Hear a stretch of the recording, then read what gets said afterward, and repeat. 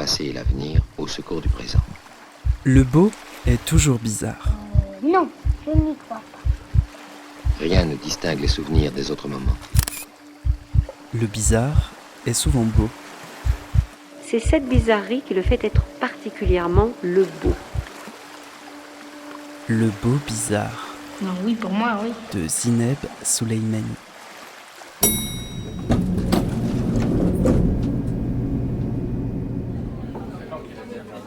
Mesdames, Messieurs, bonsoir. Bienvenue au tandem scène nationale.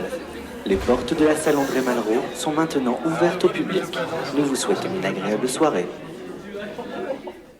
Hi everyone, I'm Zineb Souleymani. Welcome to Le Beau Bizarre, a French podcast, a free and hybrid sound space that sometimes seeks to step out of its comfort zone. It's actually Meirhaeghe. Meirhaeghe. Please do Meirhaeghe. Like the French way. Thank you. As he presents his work for the first time in France this season, the French press has already dubbed him as a rising figure of the Flemish avant-garde, as a rising star of the Belgian scene, or the new prodigy of the Flemish art scene. Oh, I like this so much. At just 27 years old, Benjamin Abel Meirhaeghe already holds a comfortable place among the emerging names of the European art scene. As one of the artistic team of the Toneelhuis Theatre in Antwerp, he is currently touring several of his shows in France and Europe. His performances bring together the past, the present, and the future, breaking down all barriers between genres, mediums, and form. He unites dancers who are willing to sing and singers who are willing to dance, promoting a flow of knowledge, talent, and questioning. He leads artists who accept to follow him in an active research, an intuitive research, a research in movement. Through his revisitation of Monteverdi's madrigals, he aims to return to the point zero, to the beginning, and create a primitive, utopian, parity and deconstructed community. Or he projects us 20 years into the future, seeking to understand whether the spices that will still be alive in 4020 will still try to connect with their emotions by activating from ancient musical scores.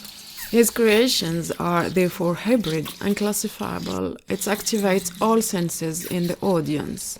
So I wanted to meet him and understand a little better what guides his intuitions and nourishes his creations. Benjamin Abel Meirhaeghe is my guest in Le Beau Bizarre.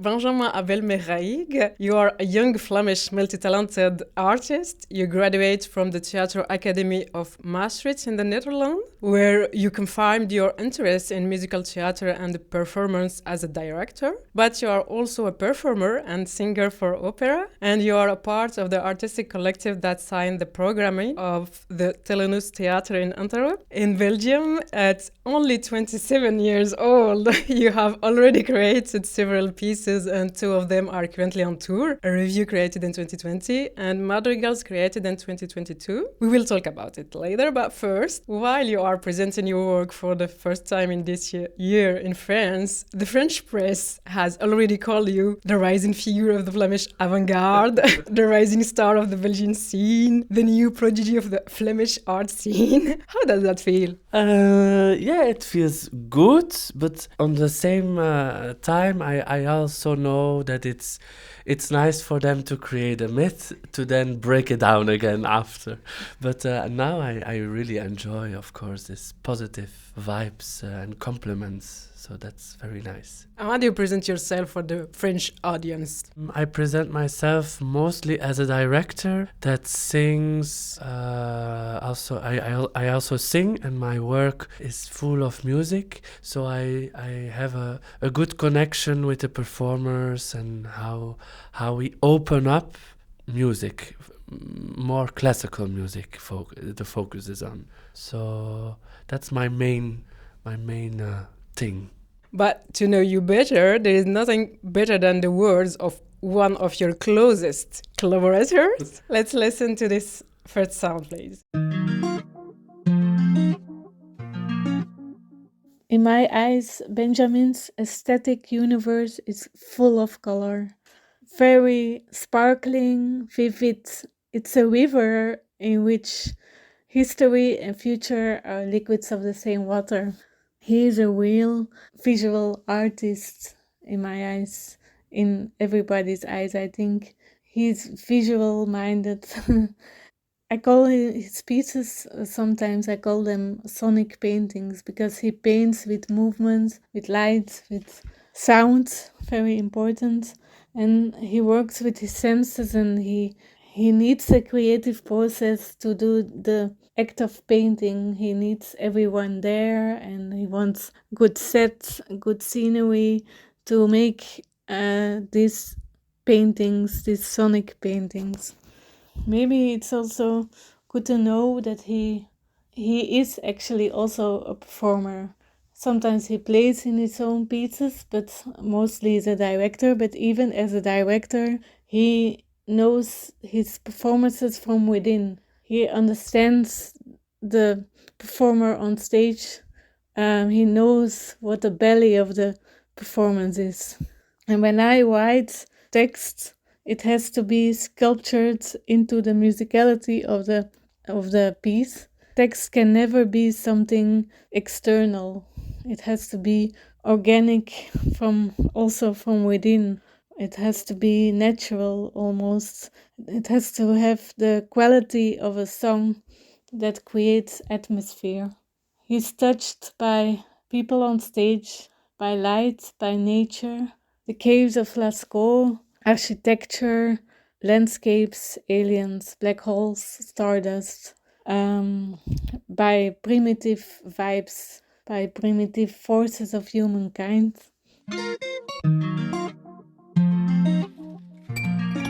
Do you recognize yourself in this presentation by your dramaturge Louise van der Udde? Yes. Oh, it's so sweet. It's really nice. And she also really knows me, and that's so cool to hear. Oh, I'm surprised you called her, and she's so kind to me. Yeah, it's cool.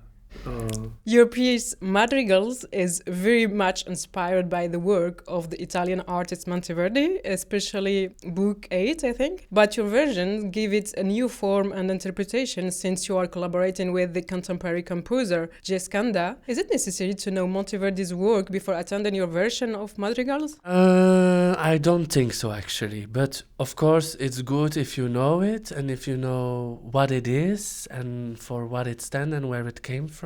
But it's not necessary you know every detail of this music. It's interesting because Jessie also didn't know any of the music. I like when people dive into the unknown, and so we also do as creators. I like that Jessie didn't know this music, just listened and take what he finds important. So I don't think you need to understand the material. The Madrigal song, I think it is the first original song of the opera, right? Yeah, so madrigals is actually a type of song, a type of classical music. And Monteverdi also wrote them, like 9 books of them, really a lot of music. And this music was special because it was not about Christianity, it was about the world. And what was happening in the world back then was war, and I think they were a bit horny. So it's about sex and fighting, and the way they performed was unique. It was really groundbreaking how they relate to each other, because it's polyphonic music, but they sing with each other like it's roles. And of course, this thing, the fact that they are roles within the medium of music, makes it the start of opera. So in your madrigals, you have gathered a large community of artists around you, notably to work with you and the scenography. We will come back to that later. But on stage, the professional singers are engaged in the exercise of movement and the dancers in that of singing. Was it important for you that each performer could leave his or her comfort zone to allow the creation of this common language that you have found in your madrigals? Yeah, for me that's super important. It's so nice to, but it's not that they leave their skills behind. It's we really use everything someone has, but we question it. So that's what I try to do always in my performances, and sometimes it succeeds and sometimes not. But in Madrigals, it's really the base of the piece, that we come together around this fire and everybody speaks the same language, and that's music. So yeah, for me it's super important to mix things and also the skills of performers, so they can learn or relate or question each other. Yeah, so as I said, you invited a dozen visual artists to co-sign the set design with you. And the show, we can see artworks suspended made of painted pictures and installation. What was on your part the commission for this artist, and what do these works bring to your version of Madrigals? I was so intrigued by the caves of the primal, the first humans, and of course there is one good example of it, the caves of Lescaut, where you have the first or one of the first or oldest cave paintings, and those paintings on the wall made with red ochre by this first human, they really tell, they express what the time was back then, and I wanted to have a same concept in my piece, in our cave. So I invited artist I love together with Koy Parsen. He's a young curator. So we actually made or invited new cave paintings.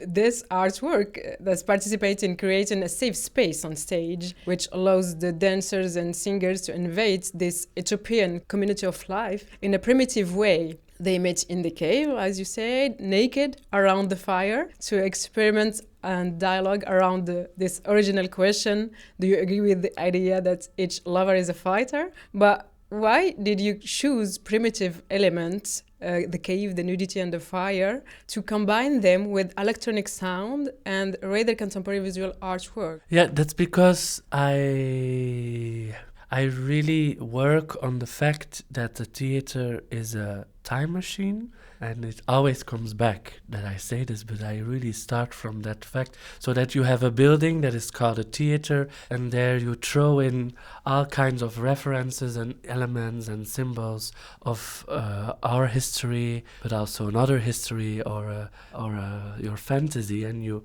mix it in the centrifuge, and for me that's a theater piece, always, no matter who or what, but I always watch it like that. So for me, it's evident to mix those times and to see, to talk with this past and to talk with this future.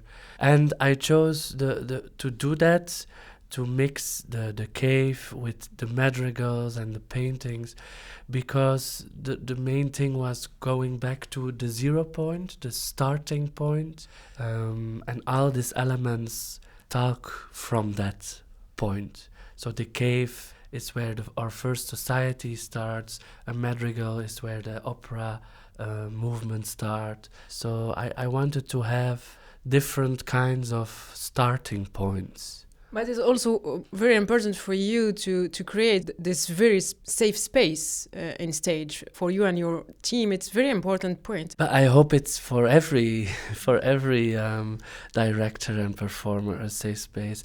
But I always say to the scenographers and to the performers, let's make it as cozy as possible.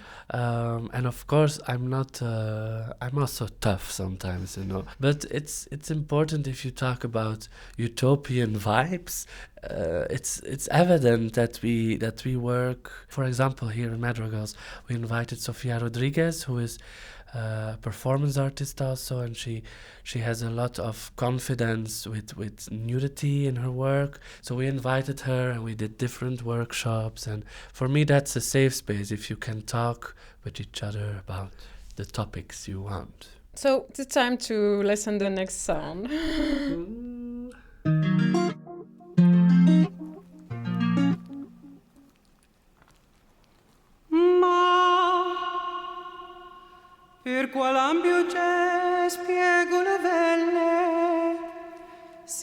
dal porta lontano ardito amanti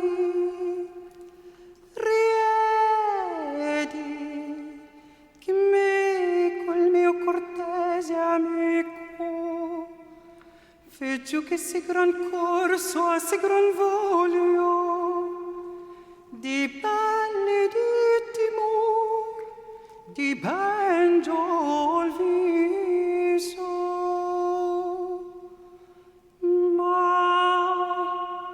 per qual ampio c'è spiego novelle si dal porta lontano ardito amanti riedi me col mio cortese amico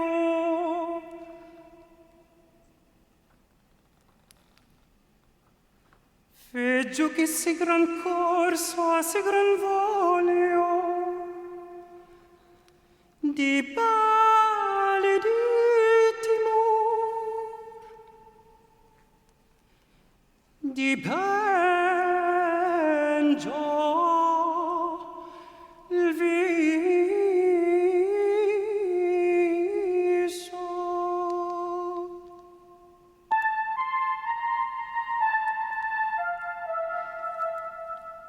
For me, madrigals is a journey of audiovisual simulation.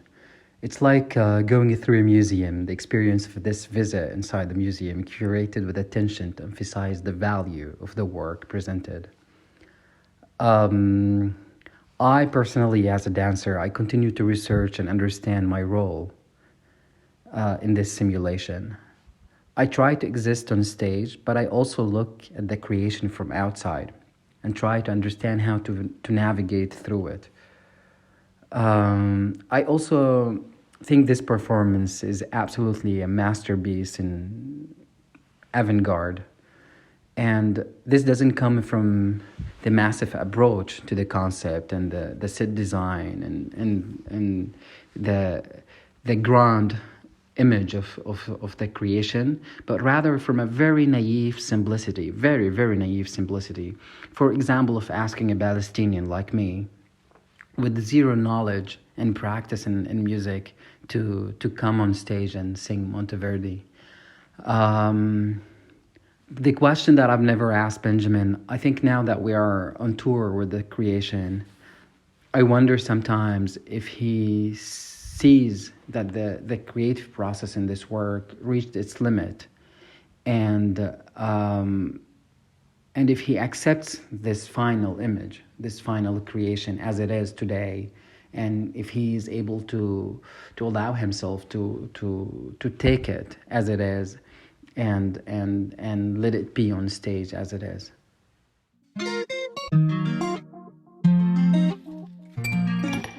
Do you recognize this voice? Yes, Kaletti.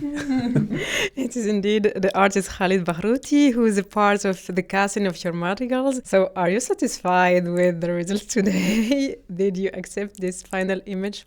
It's difficult always, but yes. But not 100%. For me, it's difficult. I think it's typical when you make something that it's never good enough and you always want to get more out of it, or you always want that it's up to date to what's happening today. But that's not possible. I mean, it is possible and we're doing it. But desire is a good motor of new projects and new thoughts. So I have accepted that. So as you said before, your work often focuses on search between elements of the past combined with the present, and sometimes projecting us into a distant future. This is the case in your project A Review, where you propose us a discussion between man and machine for a trip in the year 4020. Precisely, in your opinion or in your version, what will remain of music, opera and performance in the year 4020? Yeah, we thought about it together with Louisa also, and our starting point there is that there is no music anymore, only the sound of electricity and digitalness. And that's very sad, and very disconnected of the big emotions we can still feel now or in the past. So we envisioned that, and then we wanted to counter it by the fact that aliens in 2000 years, or aliens, or or we, or our species, or whatever, or the robots, they all come by in the review, that they dig up this material and are touched again. But what I found so interesting about that is that we also do it.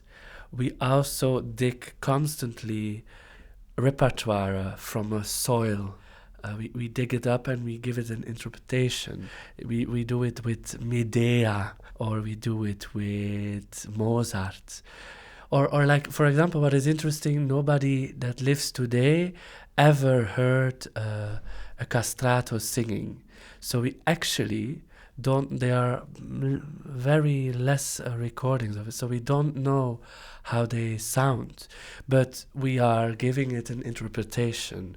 Music schools give it say singers how to interpret that. And for me that's interesting, like how conservative classical music can be listened and watched, while it's actually so free and open for abstract knowledge, because we were not there, and what's remaining is a score and some instruments. And that's the start of a review, actually, how to look at this old material.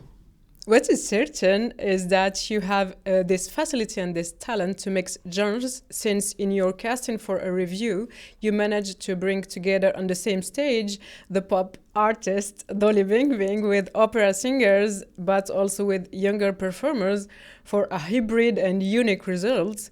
Is this the future for you, succeeding in opening up artistic genres?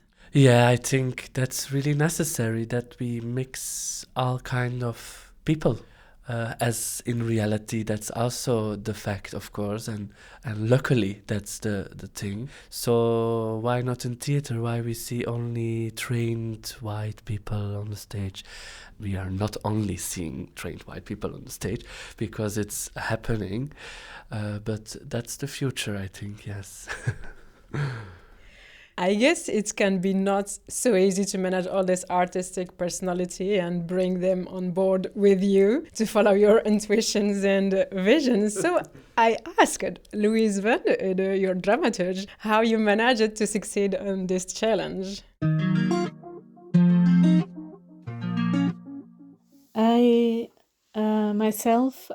I work with him since 2019 as his dramaturge. I do this dramaturgy, and I also write sometimes, not always, the text into the piece.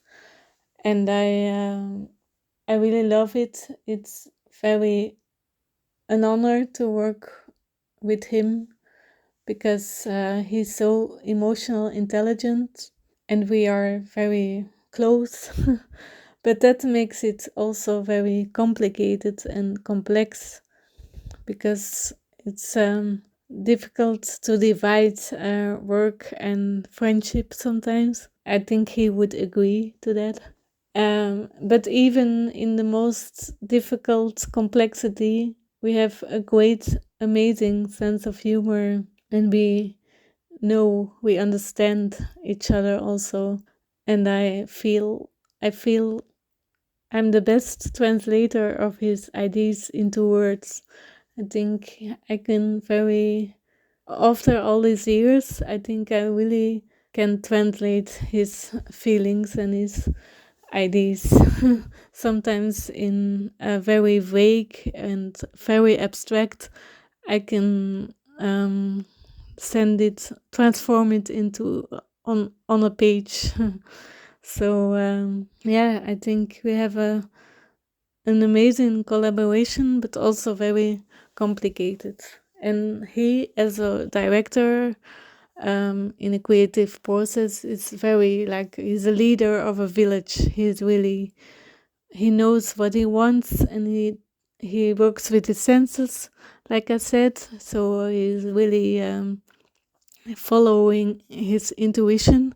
I trust his intuition for 1000%. Like, he's amazing. Like, the last days before the premiere, he can change everything, and everyone is in panic. But I always know he does it with a reason. His intuition is golden. So I really trust his eye. He has a very good eye, and he's very good leader also. So yeah, it's complicated but also fun. A lot of fun.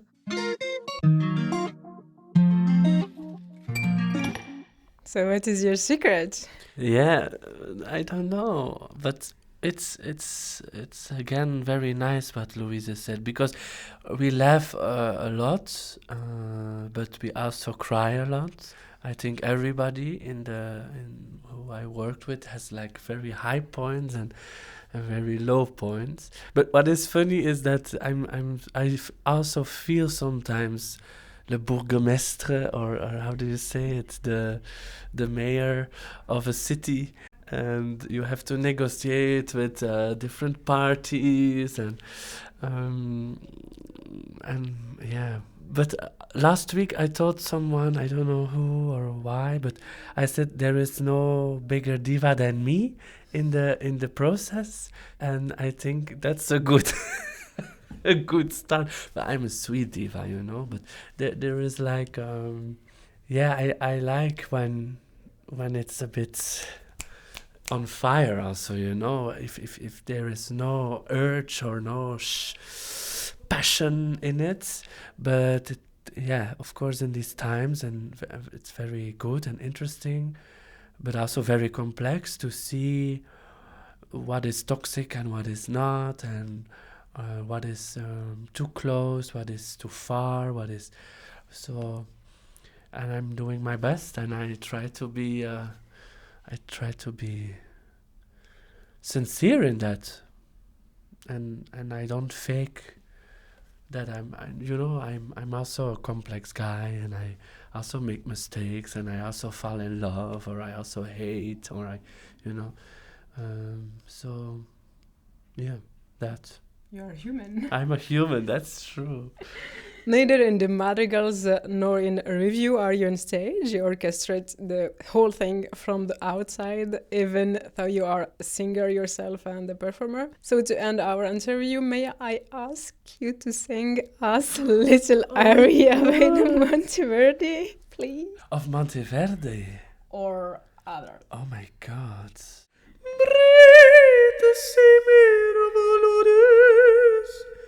Make me happy, breathe. You're the only one to breathe. Show your love, breathe with me. I need you, I feel you, I see you.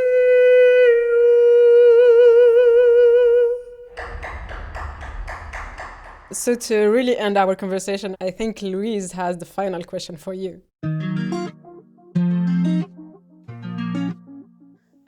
The question that I never dared to ask, I don't know. I think I'm not afraid to ask him things. Maybe I ask too much. Maybe that's the problem. Maybe a sensitive question can be, do you feel sometimes lonely at the top? Even when you have a very stable crew and team and performers, do you feel lonely? Yes, that's maybe a question for him. Is it lonely at the top?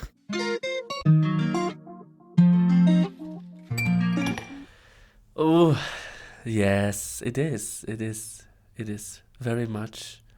Things change from the moment you arrive somewhere. So yes, it is. And but it's also, my mother was talking about it. She wrote an article of a musician that tours like in America and making career, and he is alone, and she saw some parallels in the things I told her. I think it's alone, it's alone, and you lose some friends, but you also win some friends, and you win some nice colleagues, but you miss some family parties, and you miss some birthdays, but it is you choose it yourself. I can easily stop tomorrow, so it is lonely in my head, but maybe in reality I'm so much surrounded. So yes and no. It's a cozy top still. Thanks to Benjamin Abel Meirhaeghe for his availability and simplicity. Thanks to Deborah and Mira Press Agency for their responsiveness and organization of the press trip to the Tandem in Douai. This was Le Beau Bizarre, a podcast from the independent Audio Southeast Studio, available on listening platforms where you can leave comments or give a few stars. Thank you for listening. Beauty is nothing but the beginning of terror, but the abyss of growth that we barely endure. Giving birth to my child gave me back to this beauty, gave me back to my youth, made me cut of my virtues. Come to the angelic orders, come to the angelic orders, come to the angelic orders, to the end of all borders.